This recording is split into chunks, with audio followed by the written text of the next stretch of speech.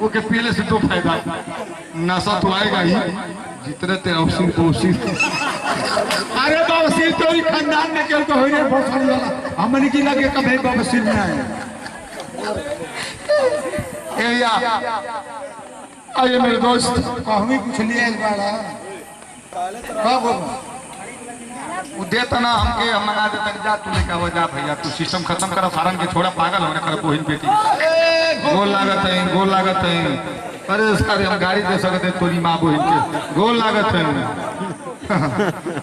आइए मेरे दोस्त मैं अगले जन्म की बात मेरे दोस्त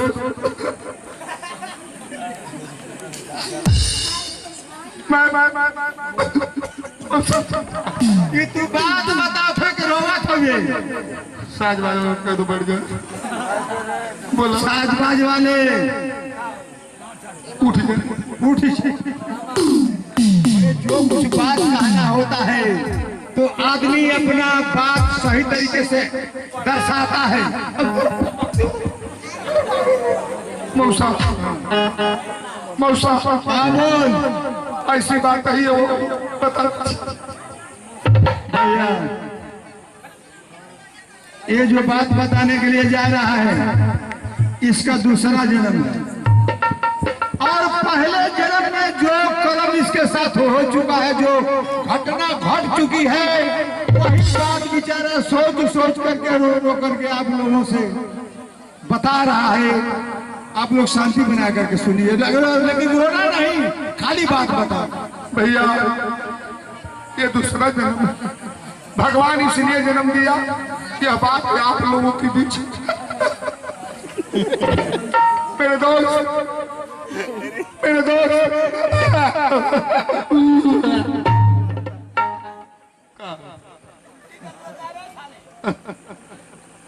हाँ कि जवन बात कहे के होके और रोइबा के भी यही बात कोनो फायदा बाना वैसे कहू बात ना पाई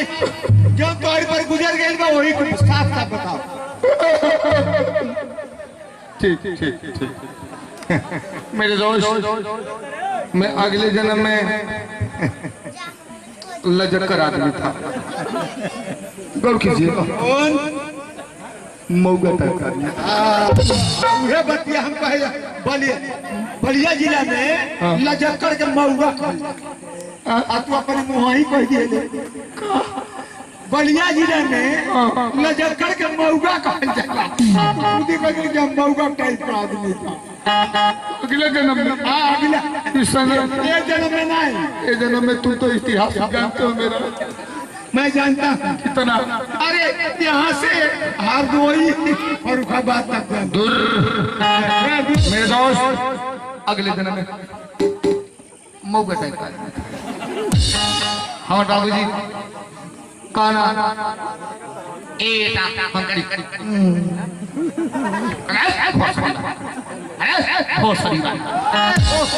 पापा कहना हमके मैंने इशारा करता है हमारी मुर्गी की तरह गरम होला कहना ए बेटा तार शादी हाँ ना ना ना शादी हुई ठीक है बाबूजी तेंगा कहना दोंगा कहना गपना कहना कहना शादी कहना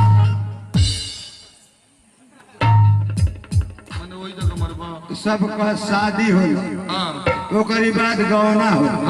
ओकरी बात दोगा हो ओकरी बात तेंगा हो अब तो तेंगा दोगा अब गौना की बात शादी भाई सब सिस्टम अब खत्म कर दो। हाँ अब सिस्टम जो नहीं दो गौन भी हवा हाँ कहू कहू छुट्टी रहता नहीं पहले क्या होता जैसे मान ले तुम लेके हमारे हाँ मान एक बात ए बेटा और शादी तय हो गई दुल्हन के देखे के बाद फैलाना मारे ढाल बेटा का ठीक है ए भोसड़ी वाला अरे मैं बाप तो जा सकता हूँ भोसड़ी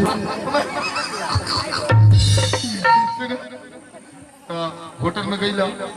लड़का लेके के जैसे मान ले हम बाप है तो कहे बेटा जा आप सब बतिया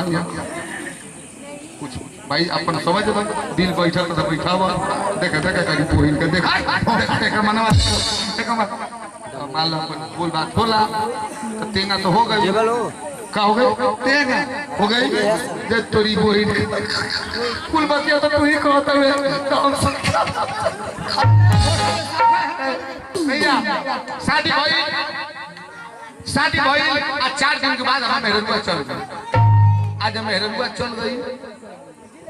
तो रोटी बनावे के परेशानी भाई पिताजी कहना ये बेटा हम के का पापा हमके कहना रे पापा हमके बे मतलब का डिस्टर्ब करेला सा कहना ए बेटा जा जा पतोहिया के लेके आवा रोटी बनावे के तकलीफ होता हम कहनी ए बाबू हम ना देखना तो के जाए के पड़ी जो समस्या आगे बढ़ गया दोस्त गौर कीजिएगा बाबूजी बात ना मानना आज जौनी महीना में हमके भेजना वो महीना कोना रुगरू महीना ना रहे लोगों के बहुत खुशहाली से उमंग से हल्ला करके मनावेला जो महीना के फागुन कहल जाला जो होली का महीना होला वही फागुन की महीना में हमारा पिताजी भेजना ससुरारी हम लजक्कर आदमी रहनी आज जब हम ससुरारी पहुंचनी तो हमार ससुरी तो बहुत खुश भइल आज जब खुश भइल पानी पिए में कुछ ना रहे चन्ना आ जौ को मिला के सतवेरवन का सतुआ पिसैले रहे के हमार ससुर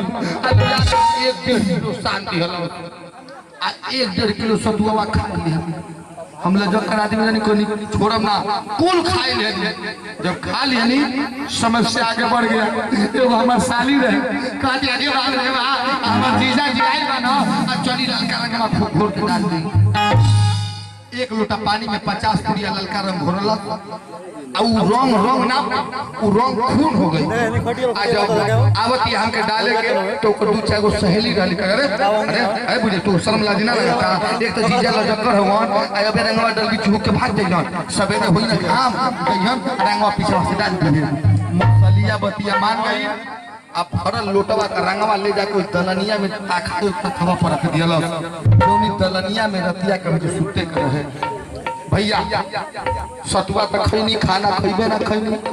सतुआ साला पानपच कर दियल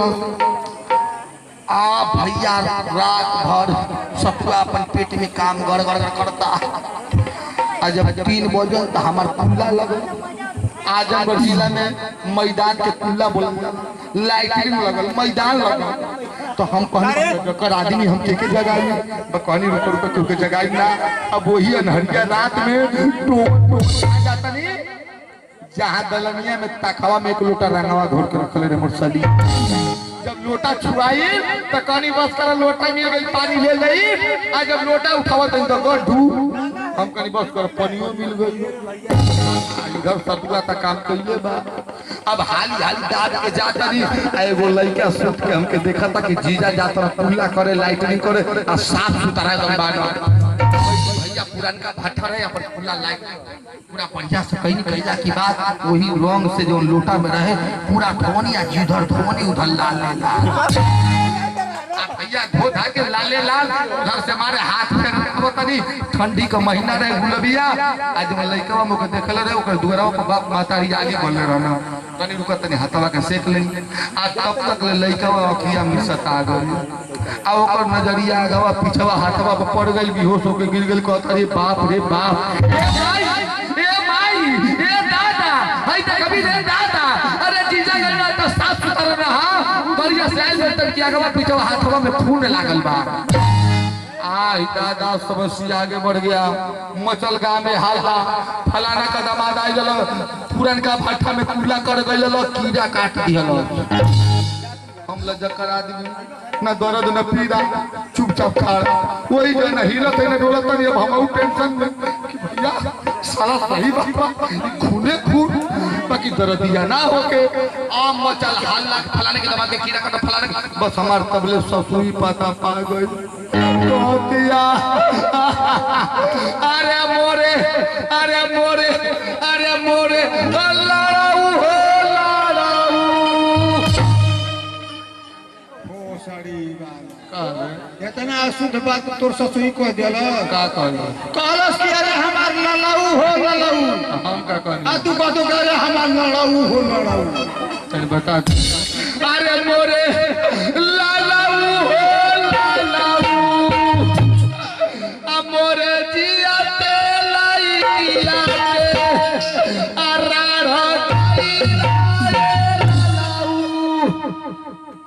लगले मोर में पगला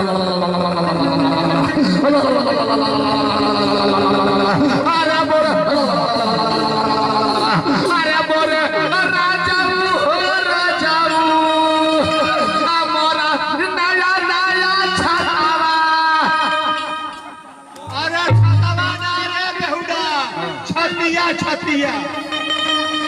बिचवा में कूदत रहे तोरी बुहे अरे तोरी स्पेलिंग फिल्म बनाओ पड़ी ना। अरे मोरे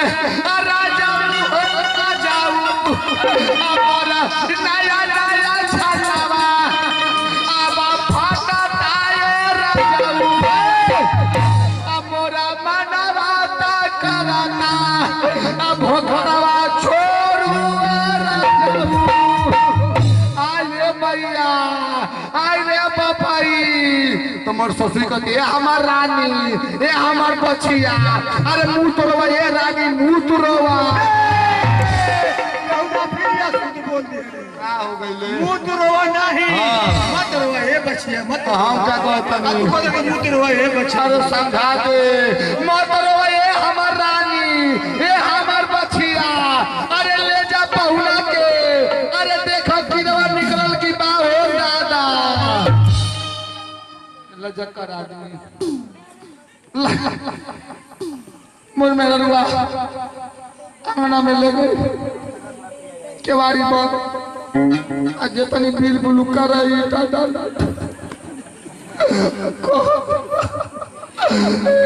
हमारा राजाऊ आतानी तू खोला राजाऊ मोर पॉइंट मोर साइड मोर बंडी मोर चटनी टेंडर फिरी निकलवा के कहतिया ए हमारा राजाऊ आतानी तू निहुराए राजाऊ सतुआ खैले रही पेटवा फूलल वही पेटवा फूलल का कहतिया निहुरा तो कहतिया ए हमारा राजाऊ आतानी तू निहुराए राजाऊ जब हम निहुर नहीं जब पेटवा फूलल आ निहुरला के बाद पेटवा दबल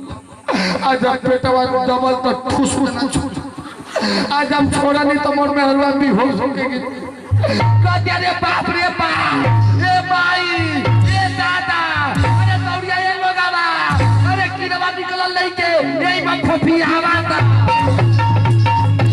मोर ससुरा लाठी लिया के आ करुआ तेल पोत के आ लकर कर गोजे आ मोके मुआ दियाला दे भैया मोके मुआ दियाला। अगर जिन भाई को ससुराली ले जाना पहला का ला जाने वाला नो होली के महीने में आ जाना तो लोटा वोटा उठाना तो समझ के उठाना। एक बार जोरदार ताली। आइए मैं वास्ते रहा हूँ इस कंपनी रिकॉर्डिंग डांस कलाकार